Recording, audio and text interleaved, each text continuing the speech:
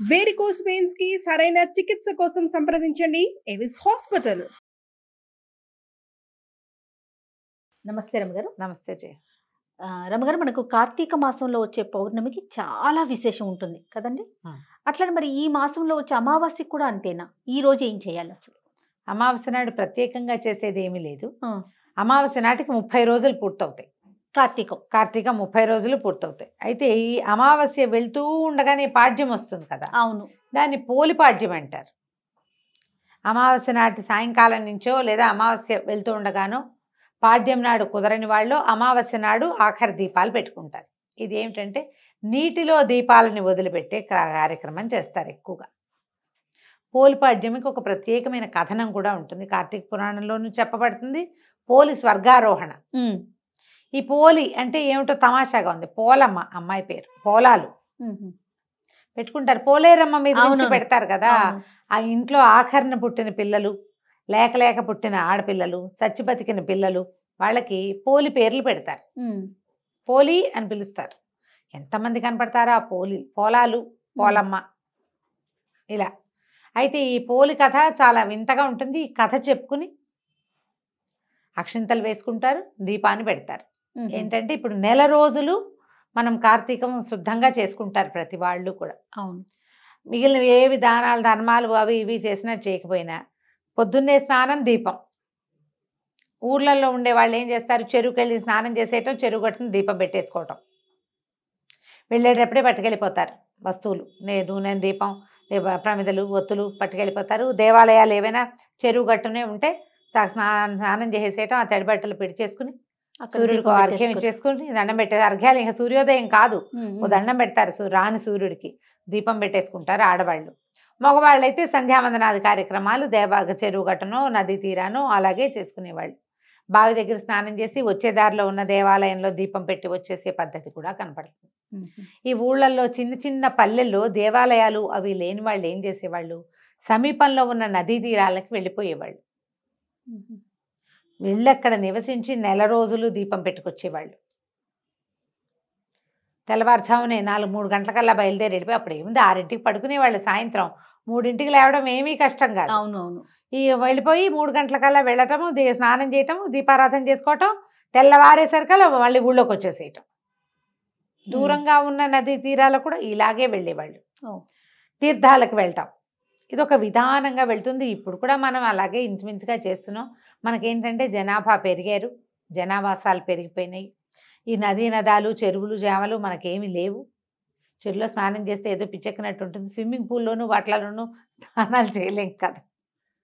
భూ సంబంధమైన జలాలు కావు అవి, ప్రాక్టికల్ కుదరదు కదా.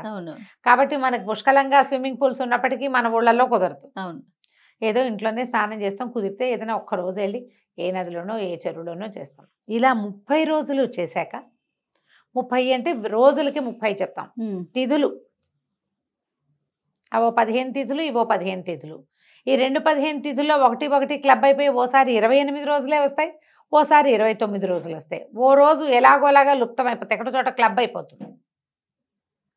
ఇన్ని రోజులు పెట్టి ఈ అమావాస్య రోజున, అమావాస్య నాడు 30వ రోజుగా పూర్తి చేసుకుంటారు. చేసుకుని అమావాస్య నాడు సాగనంపకుండా పోలి స్వర్గారోహణ పాడ్యమి నాడు చేస్తారు. పాడ్యమి నాడు ఏం చేస్తారు, ఇట్లా తెల్లవారుజామునే, అదే లాస్ట్ దీపం. మన అరటి డిప్పలు దొరుకుతాయి కదా, అరటి డిప్పకి చిన్న చిన్న హోల్స్ చేసి, ఆ హోల్స్ చేయడం కూడా మా చిన్నప్పుడైతే నాకు తెలిసి ఈ మందు సీసాలు ఉండేవి చూడు, బాటిల్స్, టానిక్సే బాటిల్స్, వాటికి మూతలు రేకు మూత కదా, ఆ రేకు మూత ఇలా గుచ్చి ఇట్లా తిప్పితే ఆ డిప్ప ఊడొస్తుంది. అందులో ఆవు నేతిలో ముంచిన ఒత్తిని అందులో వేసి వెలిగించి నీళ్లల్లో వదిలిపెడతారు. అవును, నీటిలో వదిలిపెడతారు. దీపాలని వదిలిపెట్టి మళ్ళీ వచ్చే సంవత్సరం మళ్ళీ కార్తీక దీపాలు పెట్టుకుంటామని అంతవరకు పోయి రమ్మని అమ్మవారిని దీపలక్ష్మిని సాగనంపుతాం. పెద్ద పూజా విధానంగా ఏం చెయ్యరు. ఇంట్లో దీపం పెట్టుకోవటం, ఇది పసుపు బొట్టు పెట్టి అరటి డిప్పలకి దొప్పల్లో దీపాలు పెడతారు. ఈ గంగలోనూ అక్కడ కనపడుతూ ఉంటాయి మనకి నదీ తీరాల్లో, గోదావరి నదీ తీరాల దీపాలు వెళ్తూ కనిపిస్తాయి. అరటి డిప్పల్లో చేస్తారు. ఇంత తట్టు మన రైతు బజార్ల నిండా అరటి డిప్పలు దొరుకుతున్నాయి ఇప్పుడు. మనకి ఇక్కడ నీళ్లు లేవుగా, ఏం చేస్తాం, అందుకని మనం ఒక టబ్బులో వదిలిపెడతాం. దాని నియమం ఏమిటి, అమావాస్యతో నాడు తెల్లవారుజామున దీపాలు కనిపించడం వెలుగు. ఈ దీపాల వెలుగులో మన పితరులు ప్రయాణం చేస్తారు. ఇలాంటి దీపం మనం ముందు పెట్టాం. అది ఎప్పుడు నరక చతుర్దశి రోజున. అవును. సరిగ్గా నెల క్రితం కదా అవును, దీపావళి అవును. అమావాస్యకి పెట్టామా. అవును. దీపావళి అమావాస్య తర్వాత అక్కడి నుంచి నెల రోజులు చేసాం చూడు.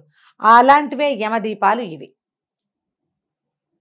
ఇప్పుడు మన కార్తీకంలో 2 విశేషమైనవి చెప్తారు. జ్వాలా తోరణం ఒకటి చాలా అద్భుతమైందని చెప్తారు.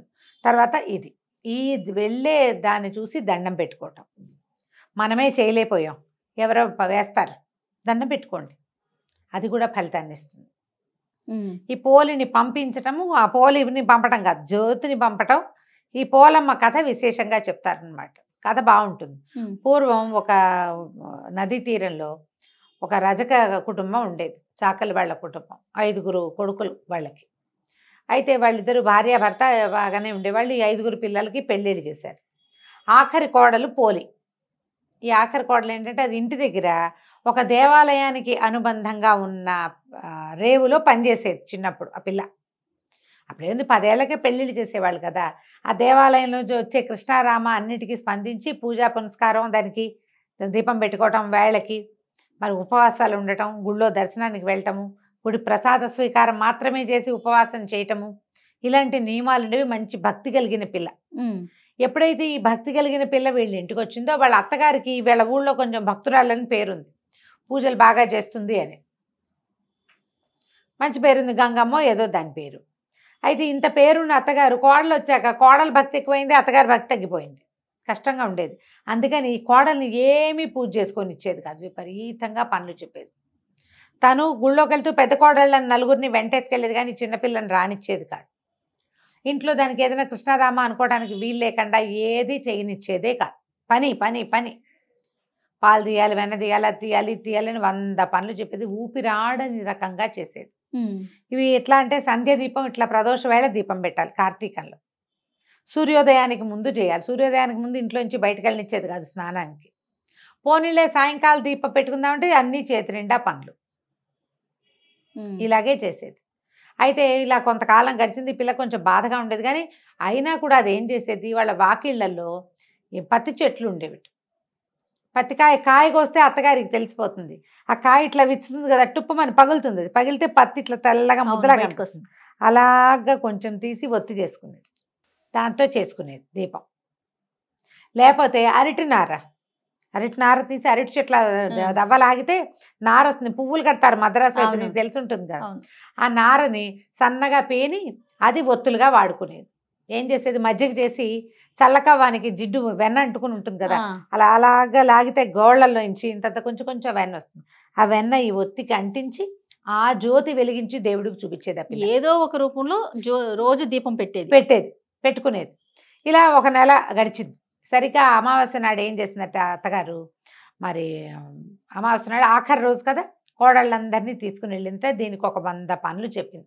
వచ్చేసరికల్లా ఇల్లంతా మెత్తేసి చేసేసి పెట్టేసేయాలని చెప్పి పెట్టేసరికల్లా ఈ అమ్మాయి ఏం చేసింది, ఆ పూట అస్సలు సాగల పాపం. ఈ పత్తికాయ ఒకటి కనపడితే ఆ పత్తితోటి ఇచ్చేసి ఆ ఒత్తి పెట్టుకుని దీపం వెలిగించి దండం పెట్టుకుందట అమావాస్య నాటి తెల్లవారుచావున. అమావాస్య వెళ్ళిపోయి పాడ్యం వచ్చేస్తుంది. అమావాస్య వెళ్ళిపోతుంది. ఈ దీపం పెట్టేసరికల్లా ఏమైంది, అప్పుడు దండం పెట్టుకుంది. ఏంటంటే, నేను ఈ నెల రోజులు ఎలాగోలాగా పెట్టాను, ఈ ఆఖరి జ్యోతిని నీళ్ళల్లో వదిలే అవకాశం లేకుండా అయిపోయింది నాకు. అమావాస్య నాడు వదిలిపెట్టేది, వదిలిపెడతారని పోయారు వాళ్ళంతా. నీళ్ళల్లో వదిలేందుకు నాకు అవకాశం లేకపోయింది, అందుకని బాణలో వదిలిపెడతానని నీళ్ల బాణలో ఆ దీపాన్ని పెట్టిందట. అయితే సరిగ్గా ఏమైంది, అప్పుడు కార్తీక దామోదరుడు ఆయన పైనుంచి చూస్తున్నాడు నిలబడి. చూసి అబ్బో ఎన్నో దీపాలున్నాయి, మొత్తం దేశం కింద భూమి నిండా దీపాలు, జ్వాలా తోరణాలు కనపడుతున్నాయి, దీపాలన్నీ నడుస్తున్న దీపాలన్నిటినీ చూస్తున్నాడు. చూస్తుంటే ఒక చోట ఇట్లా గుండ్రంగా తిరుగుతోందట దీపం. బాణలో ఉంది కదా. ఆయన ఈ దీపం ఏమిటని ఆసక్తిగా చూస్తే ఈ అమిత భక్తి కలిగిన ఈ చాకలి వాళ్ళ చిన్నపిల్ల, ఒక 20-18 ఏళ్ల పిల్ల కనపడింది. ఆయనకి ఈ పిల్ల నచ్చి తన పార్షదులను పిలిచి సశరీరంగా ఈ అమ్మాయిని తీసుకురమ్మన్నాడు. ఈ లోపల ఏమైంది, తెల్లారిపోయింది. పాడ్యం తెల్లారితే ఇంకేముంది, వచ్చేస్తారు కదా వీళ్ళు. అత్తగారు తోడుకోడళ్ళు అందరూ బయలుదేరారు ఇంటికి. వస్తుంటే పైనుంచి ఒక విమానం దిగుతూ కనపడిందట, రెక్కలున్నది. చూశారు, అమ్మో ఇంకేముంది, వాళ్ళ అత్తగారు బోళ్ళంత భక్తురాలు గంగమ్మ ఇన్ని రోజులు కోడళ్ళని వెంటేసుకుని 4 రోజులు దీపం పెట్టింది, 4 రోజులు కార్తీక స్నానం చేసింది, దానికోసమే వస్తుందంటే వీళ్ళ పక్క నుంచి ఆ విమానం ఎగురుకుంటూ పోయి పోలి వాళ్ళ ఇంటి దగ్గర ఆగింది. దిగి వచ్చినటువంటి విష్ణు పార్షదులు అమ్మాయిని, రామ్మ నీకు విష్ణు సాయుధ్యం లభించిందని దాన్ని ఎక్కించుకున్నారు. ఎక్కించుకుంటే ఏమైంది, అది పైకి లేచేసరికల్లా అత్తగారు కోడళ్ళు అందరూ పరిగెత్తుకొచ్చారు.